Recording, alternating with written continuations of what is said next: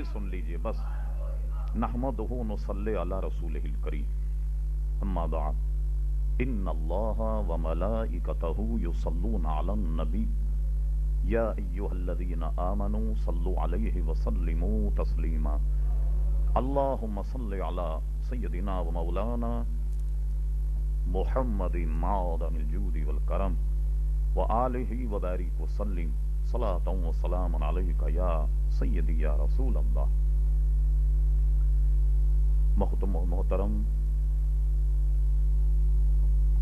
मेहमान अकाबरीन, मुस्तफ़ाई तहरीक के अहदेदारान व कारकुनान,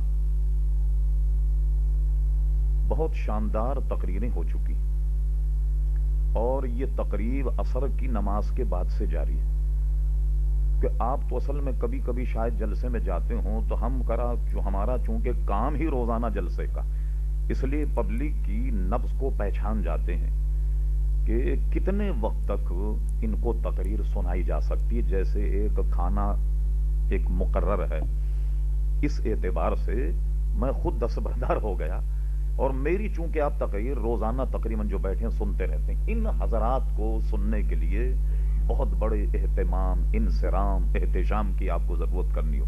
कहीं भी आप मुझको तो सुन लें कि मस्जिद इश्क़ रसूल मुझे उन्वान दिया गया, सिर्फ एक हदीस बयान करके अपनी गुफ्तगू खत्म करता हूं। नबी करीम सल्लल्लाहु अलैहि वसल्लम के दरबार में एक सहाबी हाजिर आए, अर्ज करने के हुजूर ये बताइए क़यामत कब आएगी। हुजूर अलैहिस्सलाम इरशाद फरमा देते, इतनी सदियों के बाद, इतने महीनों के बाद आई। ये कैमरे का मुंह मुझसे मोड़ लीजिए जनाब, बड़ी मेहरबानी, उधर कर लीजिए। बता दिया जाता, जैसे और हदीसों में फरमाया कि कयामत आएगी, आदमी कोई लुकमा चबाएगा, निगलने नहीं पाएगा कि कयामत आ जाए। एक आदमी दूध दोहेगा, उसे पीने नहीं पाएगा कि कयामत आ जाए। इतने सदियों बाद ये उसकी अलामतें हैं। जैसे कि एक हदीस शरीफ में फरमाया गया, कयामत नहीं आएगी यहां तक कि मां अपने आका को जन्म देगी। क्या मतलब था?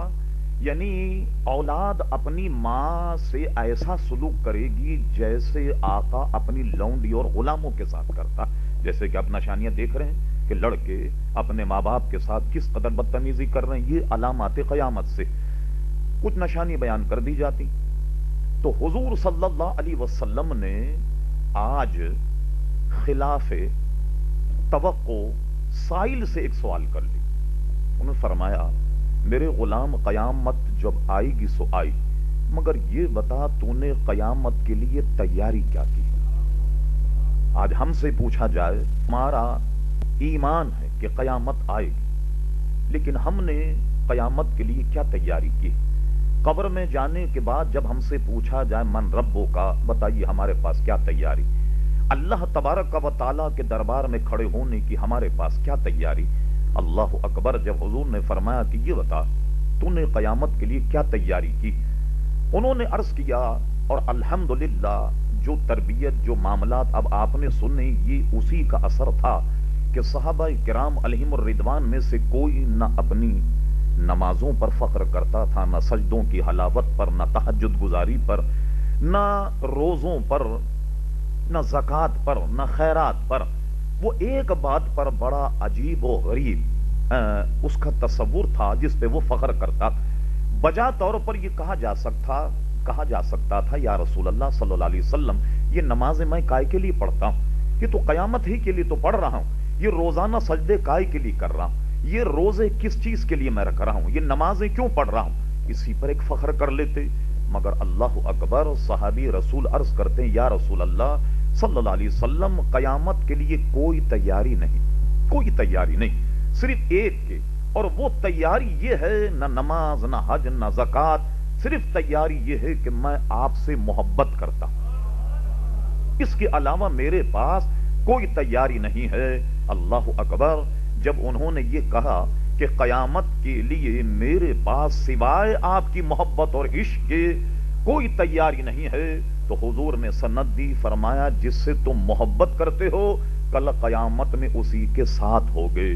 हजरत अनस इब्ने मालिक कहते हैं कि जब से ईमान आया, आज जितनी खुशी हमें ये सुनकर हुई कि हुजूर अलैहिस्सलाम से जो मोहब्बत करता है, कल कयामत में वो हुजूर सल्लल्लाहु ताला علیہ وسلم کے ساتھ ہوگا.